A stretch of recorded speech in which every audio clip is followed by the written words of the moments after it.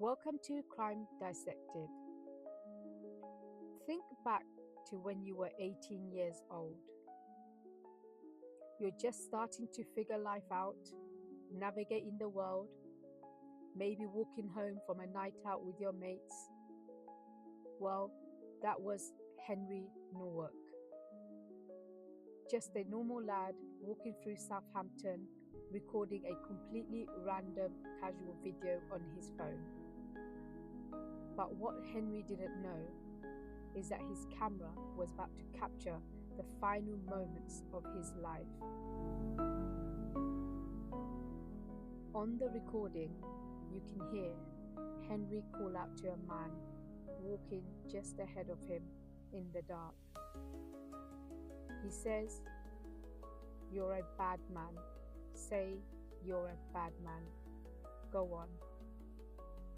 And the response he gets back, it's chilling. The man turns around and says, "I am a bad man." Seconds later, Henry was attacked, stabbed 5 times with a massive combat blade. But as horrific as that is, what happened after the police arrived is what has triggered absolute outrage across the country. Because while Henry lay there bleeding to death, the police didn't try to save him. They handcuffed him and they arrested him. Today, we are pulling back the layers on a case that involves a wicked lie, a catastrophic police failure, and a sudden, massive legal intervention from Elon Musk that has completely shocked the British justice system. Let's get into it. Let's look at who we're dealing with here, because this is where the details get really disturbing. Henry Nowak was a promising finance student, well-liked, just heading home after an evening with his football team. The man he crossed paths with was 23-year-old Vickrum Digwa. And Digwa wasn't just some ordinary guy out for a walk. When prosecutors raided his bedroom during the trial, they uncovered what they literally called an arsenal of weapons.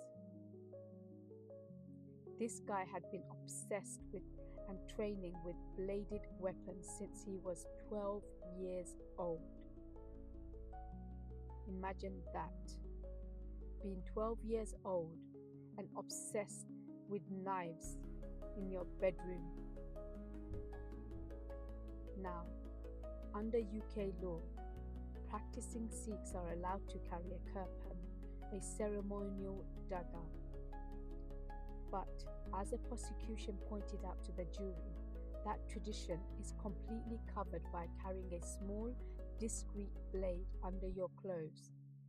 Digwa was already wearing one of those. Yet, for some reason, that night he decided to walk out into the public carrying a second massive 21 centimeters combat knife completely on display. When he and Henry bumped into each other, Digwa claimed Henry barged into him. But post-mortem tests later proved Henry wasn't even over the legal limit to drive. It was just a minor, meaningless street encounter. But Digwa snapped. He drew the massive blade and unleashed a brutal attack, leaving Henry with severe stab wounds, including deep defensive cuts to his legs and a fatal blow directly to his heart. Now, this is the part of the story that will make your blood boil. Henry is collapsed on the pavement, bleeding internally. Digwa doesn't try to help. Instead, his mother rushes to the scene to help him hide the murder weapon. And when the police car pull up with the sirens blaring, Digwa looks the officers straight in the eyes and tells them what the prosecution called a wicked lie. He plays the victim. he tells the police that he was the one who was just brutally assaulted in a racist attack and claims Henry knocked his turban off. And the police fell for it. Completely hook, line, and sinker. Because Henry's heavy jacket hid the external bleeding, the officers assumed he was just being non-compliant.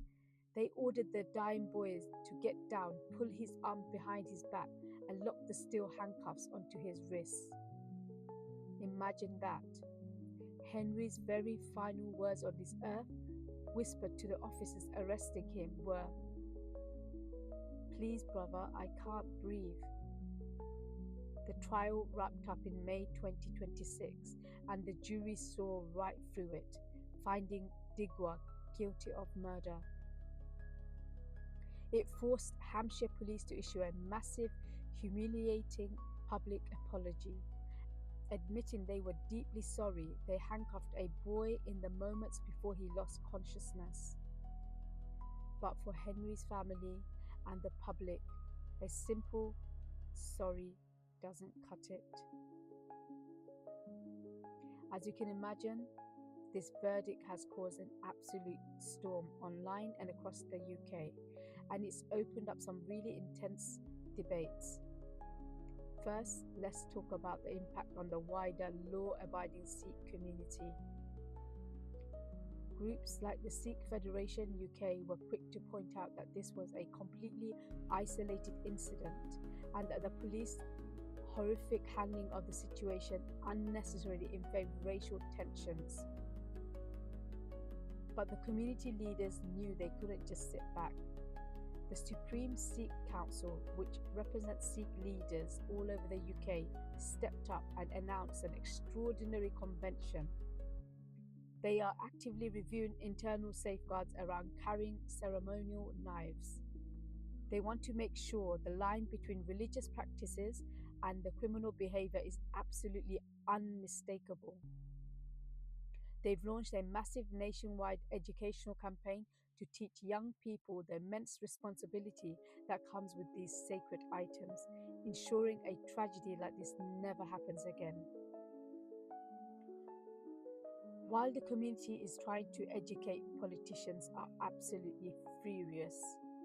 This case was brought right to the floor of the House of Commons, with MPs demanding to know if this was a textbook case of two-tier policing, where officers were so terrified of being called racist that they let a murderer's lie dictate how they treat a dying victim.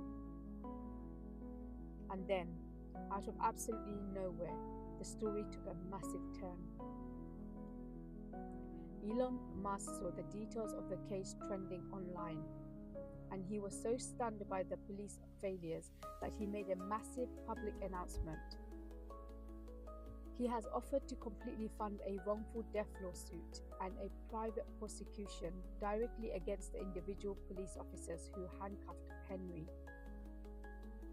Think about that. Think about how insane that is. An American tech billionaire stepping in to fund a private prosecution against British police officers. It is completely unprecedented, and it means even though the murderer is behind bars, the legal nightmare for Hampshire police is only just beginning. Vickrum Digwa is going to spend decades behind bars, where he belongs. But no amount of lawsuits or prison time brings back an 18-year-old lad with his whole life ahead of him. It's a grim reminder of how easily the truth can get lost in the chaos, and why it is so vital that people sworn to protect us look at the hard facts rather than narrative. I want to know what you think about this. Was Elon Musk right to step in, and what do you think needs to change with how the police handle these situations? Let me know in the comments below. Drop a like if you appreciate the deep dive. Subscribe to the channel. I will see you in the next investigation. Thank you so much for watching. Take care.